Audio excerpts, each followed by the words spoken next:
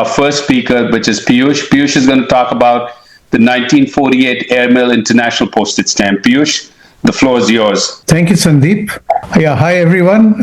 My name is Piyush Khaitan, and I'm going to talk about the 1948 Air India postage stamp issue. Okay, so I'll just start with a little bit of a few disclaimers. So first of all, I'm going to refer to cities and places contemporaneously, so as they were in 1948 or whenever the events happened. So if we are talking about Mumbai, what Mumbai is today, I'll call it Bombay, or Kolkata is Calcutta, things like that. Most of the information that I'm presenting is research done by others before me, so credit really goes to all of them. There may be a few mistakes that have crept in, and those are entirely mine. With that, I just request everybody in the audience, in the chat, to just put a yes or a no if you have any of this, any cover with this postage stamp in your collection. It will be great somewhere later in the chat, in the presentation, to see how many of you actually have a cover with this stamp. So I'd appreciate that. Thank you. So with that, we're going to start with this really very fascinating postage stamp that was issued on 8 June 1948, and go into various fun aspects. This is not a very serious and, a very deep subject, but it's something that really brings out the fun in philately. So with this, we'll go first with a little bit about the previous history, what happened before 1948 as far as civil aviation in India, Tatas, etc. are concerned. So the big boost that civil aviation got was really, we were a colony of Britain, and Britain clearly felt the need to connect the empire by air. India was the crown jewel in the empire, and a lot of efforts were made over the years to build an air connection with India. The big breakthrough was in 1929, when Imperial Airways started a mail service and a passenger service from London, from Croydon to Karachi, which was launched in March. Once the mail reached Karachi, then domestic airlines started extending the route. So Karachi to Delhi, and later from Delhi all the way to Calcutta. It was first extended by the Indian State Air Service in December 1929, taken over by the Delhi Flying Club, who managed the route for about 2 years, and then the Indian Transcontinental Airways in July of 1933, who extended the services from Delhi to Calcutta, and later to Rangoon and up to Singapore, before handing over to ANA and Qantas to complete the Australia leg. Tata's started their airline in 1932. Tata was already a large business house at that time, with interests in textiles, engineering, steel manufacturing, and things like that. So they set up an airline, and they got the contract for the southward extension of the mail. So mail would come from Britain to Karachi, and then get handed over to Tata in Karachi, who would fly it to Ahmedabad, Bombay, Bellary, and Madras, and later who extended it to Colombo. They also grew their route in 4 or 5 directions. Bombay was the hub, so they had a route to Karachi, they had a route to Madras and Colombo. They had another route along the western coast of India to the south, which went all the way to Trivandrum, so Goa, Cannanore and Trivandrum. They had a route to Delhi, which went Bombay, Indore, Bhopal, Gwalior, Delhi, and they had a route to Calcutta via Nagpur. So they grew into a very well-managed pan-India airline by that time. I'll come to the formation of Air India a little later in the presentation, but Air India International started in 1948. I think before that, it's important to know a little bit about what the nation was going through. We became independent as a nation in August of 1947. Just before that, World War II raged for about 6 years, 1939 to 45. There was a lot of forced contribution from India for the war effort. A lot of loans and a lot of contribution was given. So as it is, the nation was financially impoverished. And along with independence, two dominions were born, Pakistan and India. Pakistan was East and West Pakistan at that time, and that resulted in the greatest mass migration in history, which was very tragic because people were literally uprooted from their homes with the clothes on their back. Many lives were lost. There was a lot of ethnic and religious violence. So it was a terrible time. So while the nation was independent and there was a lot of joy, the horrors that came with the partition and the economic condition the country was in was terrible.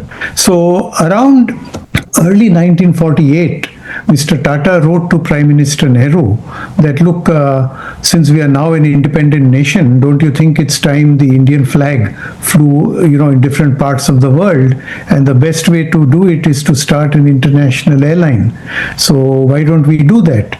And Prime Minister Nehru agreed to that. In March 1948, Air India International was formed and flew its first flight on 8th June 1948. So they were very lucky to get 3 Lockheed Constellation aircraft, which somebody else had ordered and did not take delivery. So they literally got the aircraft off the shelf and started Air India International. This formation of Air India International was source of great joy and celebration, because suddenly as a nation people felt that we are getting into a new era of modernity. The flag of India is going to fly across the world. Having an airline was a great thing at that time. So the first flight was from Bombay to London via Cairo and Geneva. It was a Lockheed L-749 aircraft, the Malabar Princess. This was on 8 June. I'm going to show you now some archival footage. This is a Films Division documentary capturing the first flight, and I'm very grateful that they've given me permission to use this clip and even post it on my website. So just let me know if the audio is not clear.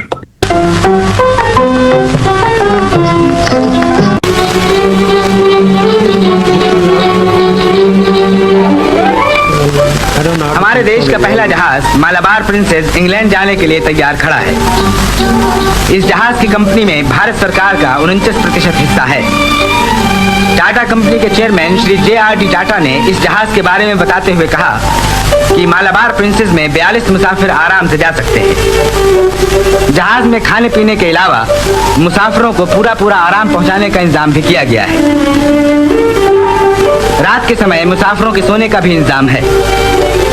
Captain गजदर ने इस बात पर खुशी जाहिर की कि उन्हें सबसे पहले अपने देश का जहाज विदेश ले जाने का मौका मिला है। नावानगर के जाम साहब भी इसी जहाज से विलायत जा रहे हैं।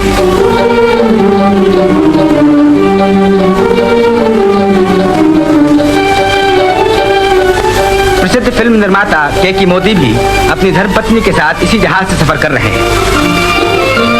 मिस्टर टाटा और दूसरे मुसाफिर भी जहाज पर सवार हो गए।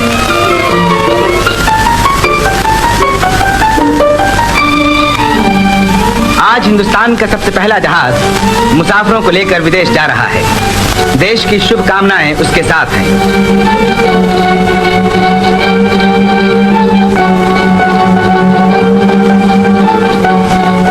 Okay, so with that, we'll now move to the postal part of it.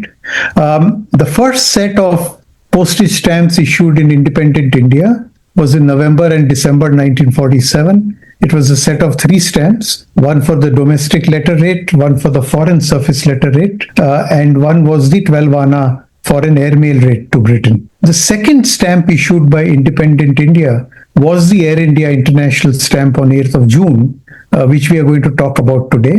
But to provide some context to it, after that was issued the set of 4 stamps mourning Mahatma Gandhi, which were issued on 15th August. Now, consider this, that Mahatma Gandhi was assassinated on 30th January. Air India International was formed in March. The Air India stamp was issued in June, and the Gandhiji stamp was issued in August. It just goes to show the importance that was also given to the occasion of the formation of this airline. The stamp itself reads Air India International, first flight 8 June 1948, India postage 12 annas. These were printed in sheets of 160 stamps. So there were 20 rows and 8 columns. And the Fila India guidebook says that 500 sheets were printed, about 570,000 stamps were issued. We also have a 1948 Bombay newspaper article which says that 164 bags of mail containing about 1,700 pounds of mail were carried on the flight. So by doing some approximation, we get to somewhere between 55,000 and 77,000 articles that were carried. So I think about 65,000 would be perhaps a good guess of how much mail was carried on this flight. So obviously goes to show that this is not a very rare item, very easily available, and anyone can add a few covers in their collection. There are 3 unanswered questions, and I'll come to them as I go through the presentation, but 2 I can touch upon right away. One is, we don't know how many stamps were sold. So what we do know is 570,000 were printed. We also know that approximately 65,000 postal articles were carried. But how many stamps were sold and what happened to the unsold stamps is information that we don't have. A set of postal notices was issued in May 1948. These actually went to great detail to describe how exactly this should be handled. So the most important thing was that this stamp is valid for use only on a single day and only for mail carried on a single flight. So this stamp was offered for sale after 29th May, but it could only be used for mail carried on this Bombay-London flight. So it could be offloaded at Cairo, Geneva or London, but that's it. And then the post offices, there was a list of bureau which you can see in the middle notice here, where you could go and buy the stamp. The post office could sell the stamp, they could receive the mail, but they were instructed strictly not to cancel it. They said all they had to do was to pack it up very neatly, tie it up with a string, send it to Bombay GPO, who would consolidate all the mail, apply the commemorative cachets. Also what they did was they issued a souvenir cover free of cost to anyone who bought a stamp and wanted that cover. And they also made arrangements that you could actually address the cover to addresses that were given in the postal notice in Cairo, Geneva or London, and arrangements would be made to return the cover back to you as a souvenir for you to keep. So these were the arrangements made by the postal department for the issue of this stamp. Now this stamp was therefore not to be used before 8th of June. However, contrary to the department instructions, we have examples of first day covers, which means covers cancelled on 29th May itself. So you see here on top a cover, registered cover from Kanpur with the cancellation of Kanpur 29th May 1948, and it's addressed to Canada, and on the reverse of this cover is an arrival mark of Hamilton, Canada on 5th June. Now what's interesting is it's a registered cover. The post office should have known better and not accepted it, but this is a curiosity. We also have below here a cover in Bombay from Churchgate Street Post Office, which is literally a mile from the General Post Office Bombay, and they too have cancelled this cover on 29th May 1948 and then sent it to the GPO, which has then carried it on the first flight. So this is an interesting cover. It's a first day cover, 29th May. It's also a first flight cover, 8th June. You have a few more examples. You have a registered cover on the top again from Bombay, cancelled on 29th May. The other one is even more interesting. It's a locally addressed cover, cancelled in Delhi, addressed to an address in Delhi, cancelled 29th May.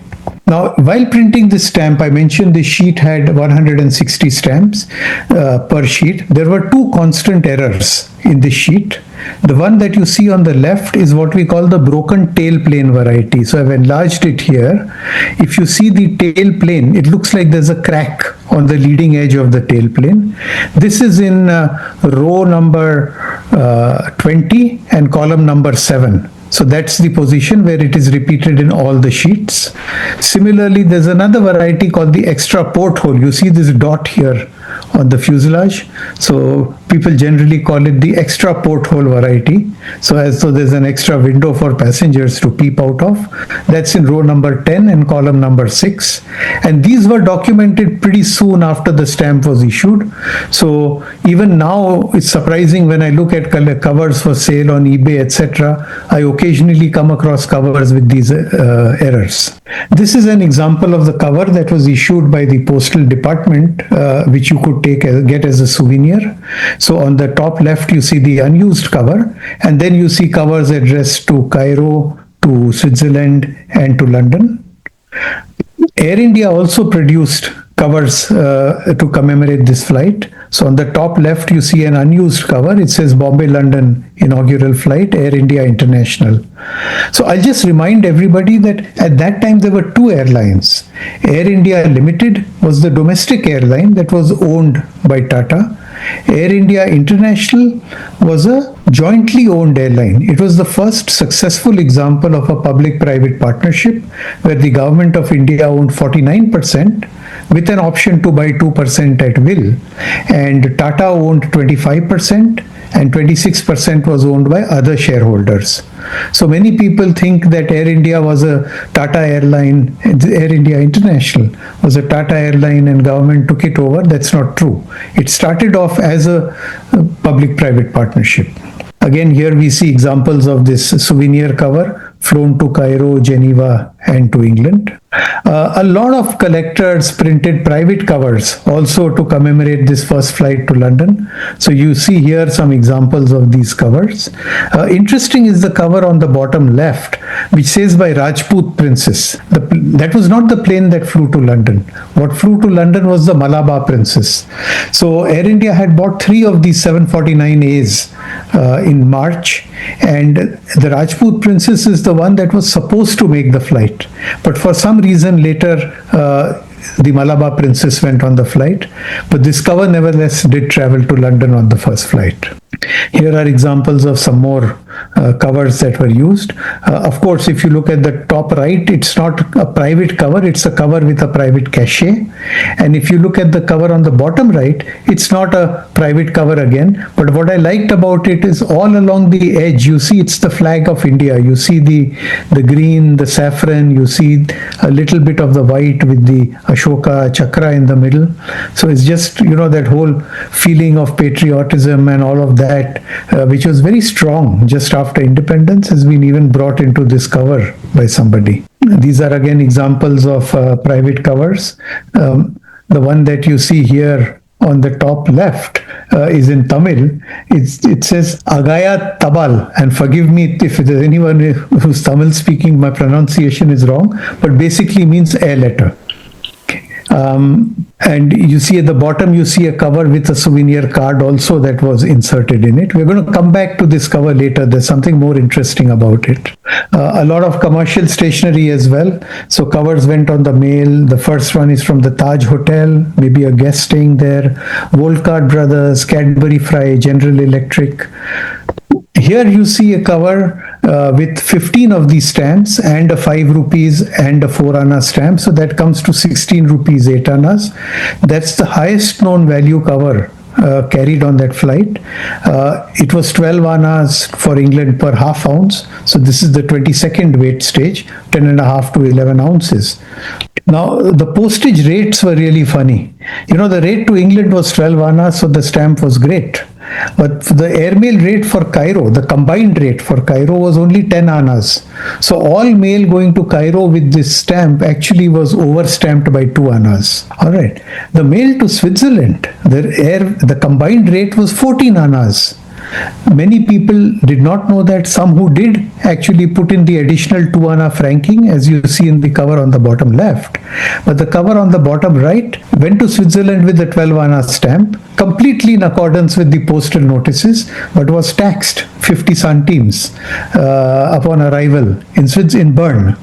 Interestingly, the bulk of the mail to Switzerland was addressed to Geneva, and I think the postal authorities in Geneva were quite benevolent. They did not tax any mail addressed to Geneva on this flight. Now, the return flight covers, for some reason, are not so common, not so easily available. From London, I estimate about 100 postal articles came back on the return flight. So you see on the top the Air India souvenir cover, except that now instead of Bombay London, it says London Bombay inaugural flight. Below you see 3 different examples of mail prepared by Jal Cooper for being sent to him. So there are about 100 of these covers floating around. Mail from Geneva is even less common. So apparently the bag that was prepared of ordinary mail to come back from Geneva got left behind and came on the next flight a week later. So if you see the cover at the bottom, it says Geneva 12th June 1948, but the arrival mark is 21st June because it missed the flight. So the only mail that came on the first flight was the registered mail. So there is a collectors club in Switzerland, who collects first flight airmail covers. So apparently it's just their mail which made it, and I would again expect there would be about 40 to 50 of these covers which came on the first return flight, which has a Bombay 15 June arrival mark. I have one addressed to Bangalore with a arrival mark of 16 June. Cairo, for some reason, there is no really known mail to have come back on this flight. I do have an example in my collection, and I know Mr. Rana Saria, who's here in this meeting, has one in his collection. These are the only 2 covers I've seen with a departure stamp of Cairo airport of 12th June, which is affixed on the reverse. So, and I've written an article on this. I provided a QR code here. So if anyone wants to know more about it, he can reach out to me or just take a snapshot of the QR code here. That's a very elusive cover. Now, the special cachet that was made for the return covers, Mr. Bayanwala has done excellent research many years ago and identified 4 different varieties of these cachets, what I'm calling the type A, B, C, and D. And he's pointed out subtle differences in those, which are shown here, the type A, B, C, D. And again, I've written an article on this. There's a QR code here that was published in India Post. Later, my colleague Dharamdev, who's been here on this call, did painstaking work, must have looked at several hundred of these cancellations and came up with 2 more varieties, what we call the type E and the type F. So now we have 6 varieties of caches, and I was looking for some statistical difference in terms of, is there more usage or less usage, and the only conclusion that we could come to that they were all more or less used evenly, except one which was used in exactly double the quantity. So this is on the caches, and what you see here on the bottom right is the only cover I have seen with 2 different caches. There's a type A and a type C cache which are used on this cover. Why it happened, I have no idea, but just an interesting observation. Now, so many covers went to America out of the to England, out of the 65,000. Generally, arrival marks are not known on the reverse. There was a theory which I have actually seen written in an article or 2 articles, which said that the postmaster in England was very unhappy with this and refused to put the postmark. I'm not sure that is true because I haven't seen any mail being stamped on arrival, ordinary mail being stamped on arrival there. So it's natural that this cover would suffer the same fate. So we have just a few examples other than redirected mail. Redirected, of course, would have an arrival mark. But other than redirected, we have the cover on the top, which is a return to sender. So it's addressed to the postmaster, and here you see a London 11 June, and this cover which we saw earlier as a private cover, this one strangely has an arrival mark on the reverse. It says London Chief Office, 10th of June 1948. Now the postal department was very clear that look, no post office is supposed to cancel this stamp. Send everything to the Philatelic Bureau at the GPO Bombay. We will take care of it. We will put a Bombay 8th June cancellation. We will put a first flight cachet, send it on the flight. But on the top you see a cover, cancel Wellington Barracks. This is a small cantonment town in the Nilgiris in South India. Cancel 5th June. We have a Hyderabad, which is Hyderabad Deccan Residency, 4th June 1948. And then the Ballard Estate Post Office, which is again less than a mile from the GPO, cancelling this one on 1st of June 48. Now, what's interesting in this is you have two 8-anna King George stamps.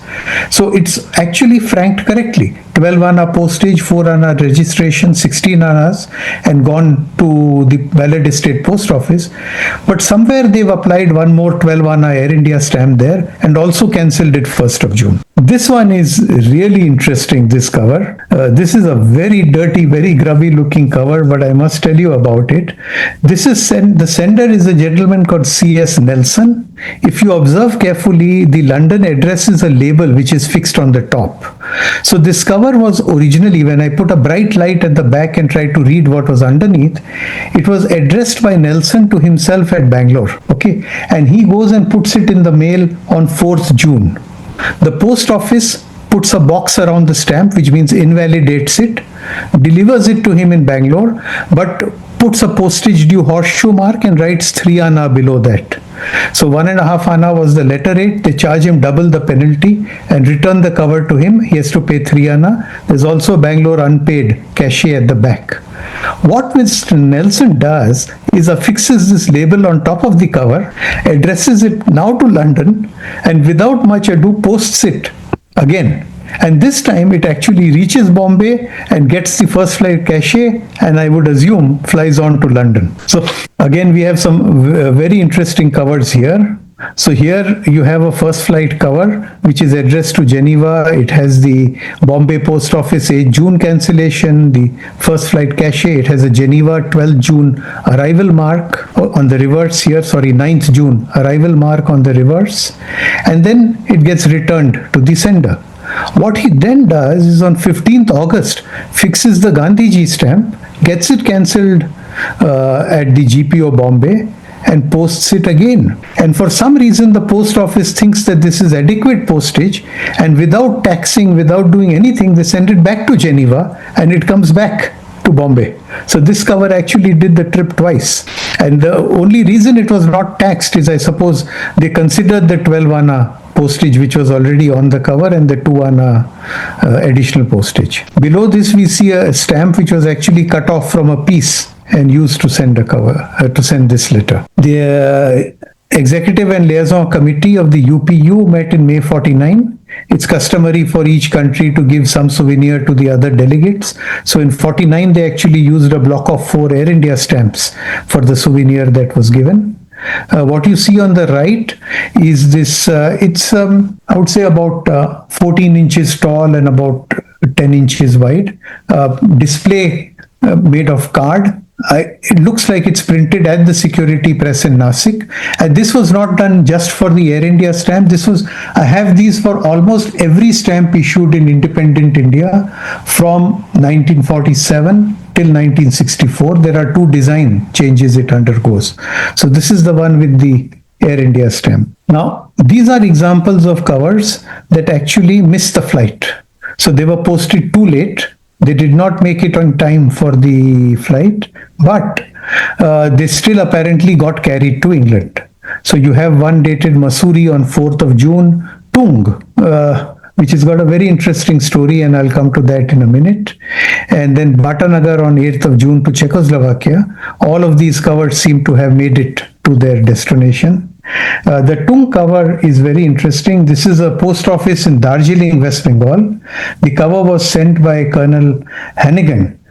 He was the manager of Margaret's Hope Tea Estate, and the tea estate was owned by the Goodrich Tea Company. It's situated in the North Kurseong region at an elevation of 950 to 1800 meters. And the 150-year-old famous Margaret's Hope Tea Estate was once called Bara Ring Tong at the beginning of the 20th century. Legend has it that the manager of Ring Tong, Mr. Bagden, he rechristened it as Margaret's Hope. This wistful name actually speaks about a great tragedy that befell Mr. Bagden in 1927. He was one of the first people to plant tea in the southwest ridge of the Balsoon River, and he had a daughter called Margaret. According to the story, Margaret came all the way from Britain. She visited the estate and fell in love with its sublime beauty. She was so taken by the region that she made up her mind to settle down at the picturesque Bara Ringtong for good. But much to her dismay, she had to return to England, accompanied by her mother. Fate, however, had other plans for Margaret and her hapless father. On the way back to England, during a torturous 4-month journey, Margaret took ill aboard and died on the way. Mr. Bagdon continues his duties as manager of the estate, but was overcome with grief. Sources say that he had a vision of his departed daughter while taking a walk through the estate, and always remembered how she had hoped she would live there one day. That experience inspired him to call the estate Margaret's Hope. So that's the small story behind the name of that estate. Again, we have examples here of covers which missed the flight and they were still accepted as. So this is all stuff that should not have happened. Now let's look at covers that were treated correctly. You have a cover on the top here with the 12 Anna stamp addressed to Melbourne, Australia. Australia is not exactly on the way to London from Bombay. So the stamp was boxed off, invalidated, taxed 50 cents. The 25 cents was equal to the 4 Anna surface letter rate. So to double the deficiency, 50 centimes. And at the back, the post office has taken great care to explain why they are taxing. So somebody writes there, the postage stamp is ignored as it is meant for the Air India International first flight only. So with that, it goes. You have two covers below which are both posted in Calcutta. The first one is 7 June, too late for the flight. So the post office actually put a cross mark and cancelled the Air India stamp, made the sender put another 12 Anna stamp which has been cancelled. And the second example where the Air India stamp is left alone, but additional 12 Anna postage was affixed and it was sent to London. Here you have a cover again to England, which was boxed. It was taxed 50 cents, and then I see this tax mark obliterated, so not able to understand exactly what happened. You have a cover at the bottom left which is sent from Ahmedabad, 26 June. Now this one is franked 12 plus 6, okay, 18 annas, which is the airmail rate to USA. So a tax mark was put and then it was cancelled. Now here one can understand why it was cancelled, because assuming the 12 anna stamp was treated as invalid, it still had 6 anna valid postage, which is more than the 4 anna needed to send it by surface. So there's no arrival mark, unfortunately, at the reverse, but one could guess that this letter was sent by surface. You have another one of 1960. So this is like 12 years after the stamp was issued, addressed to England, but again invalidated, and it's marked Bombay Foreign and returned to the Bombay Foreign Office, and you have the cachet, the DLO and Bombay Foreign cachet on the reverse.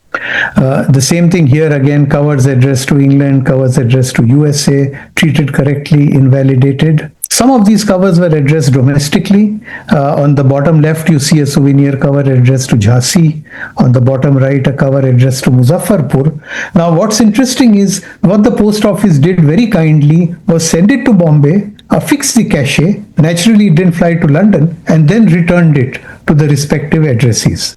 Then we have examples of mail sent using Cairo, Geneva, and London as transit points to send to very interesting places all over the world. My favorite is this top left cover to the Azores.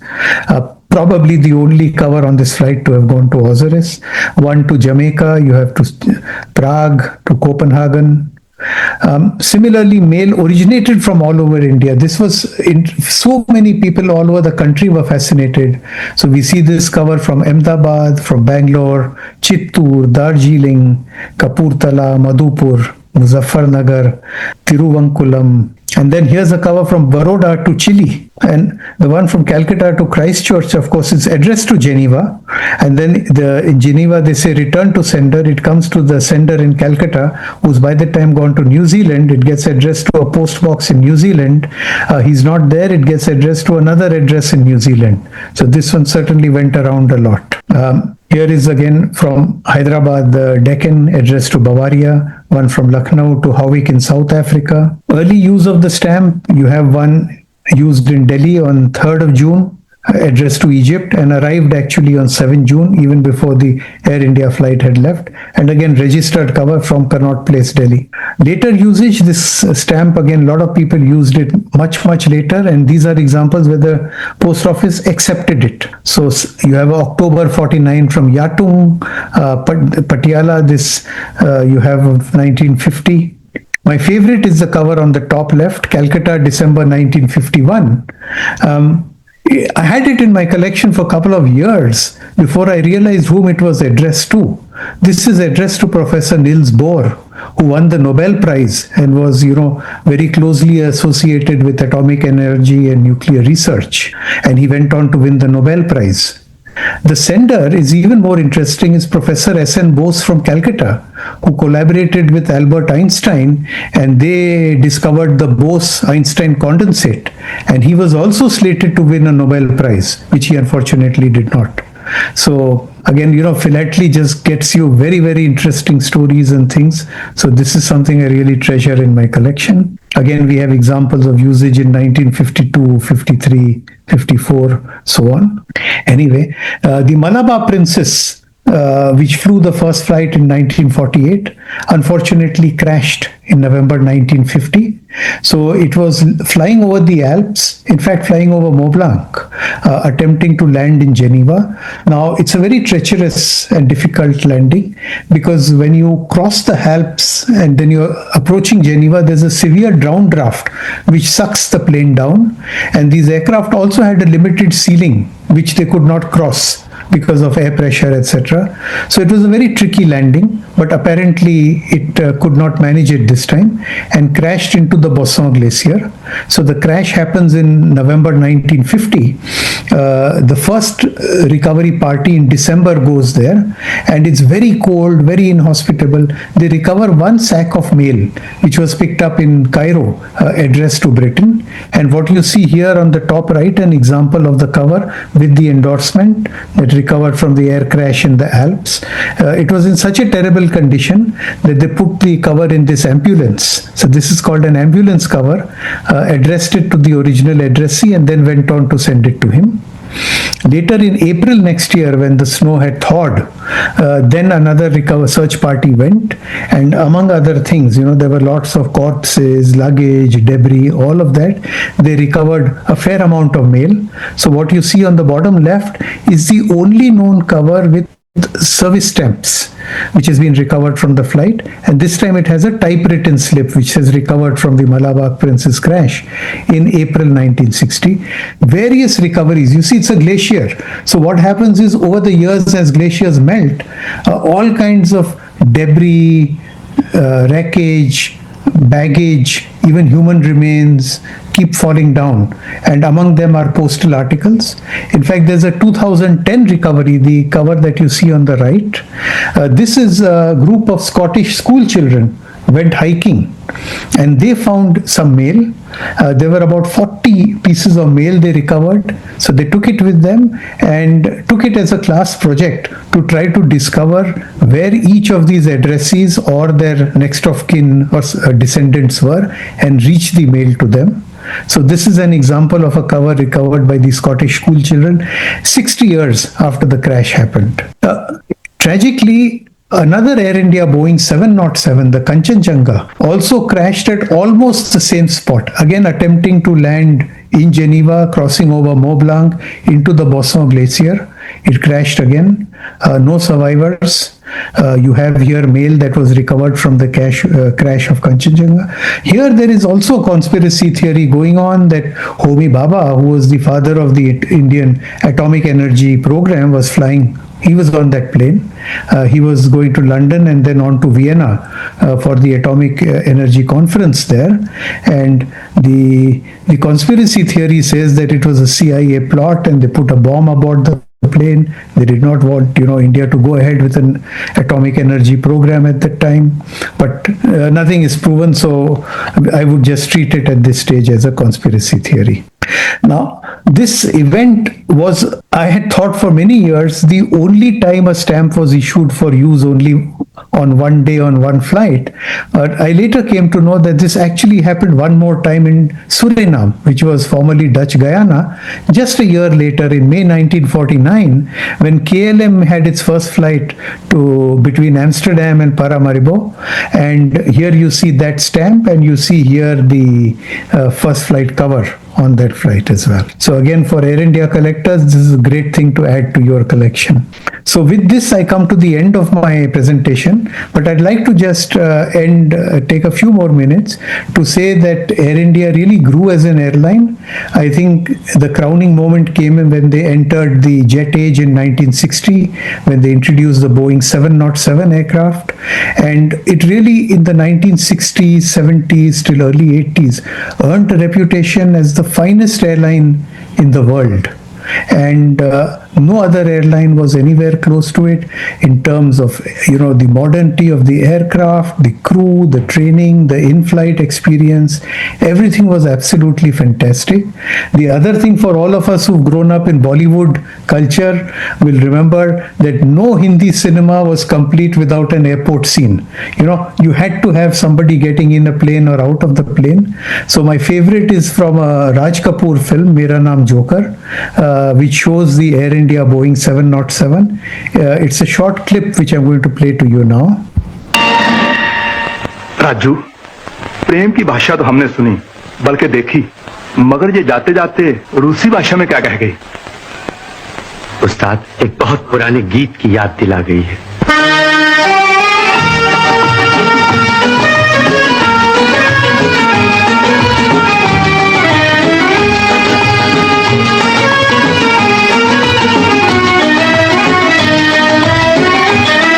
आबाद नहीं बर्बाद सही, गाता हूँ खुशी के गीत मगर, गाता हूँ खुशी के गीत मगर। जख्मों से भरा सीना है मेरा, हंसती है मगर ये मस्त नजर। दुनिया दुनिया मैं तेरे तीर का या तकदीर का मारा हूँ।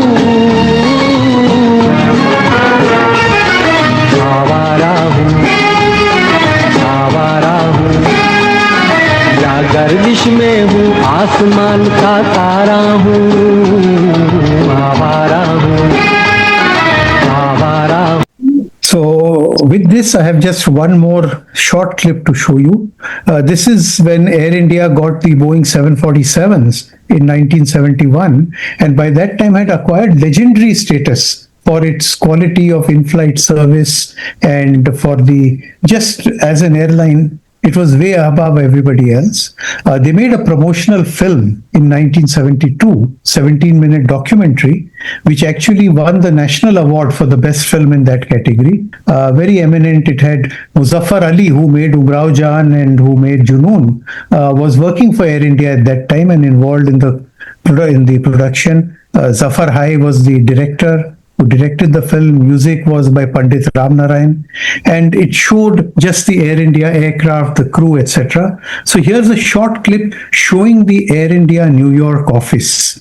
The airline prided itself as the cultural ambassador of the country, and everything they did, the costumes the air hostesses wore, the decor, the interior of the aircraft, the panels were in the Krishna theme, the offices, the way they were decorated is absolutely par excellence. So just enjoy this short clip as we end.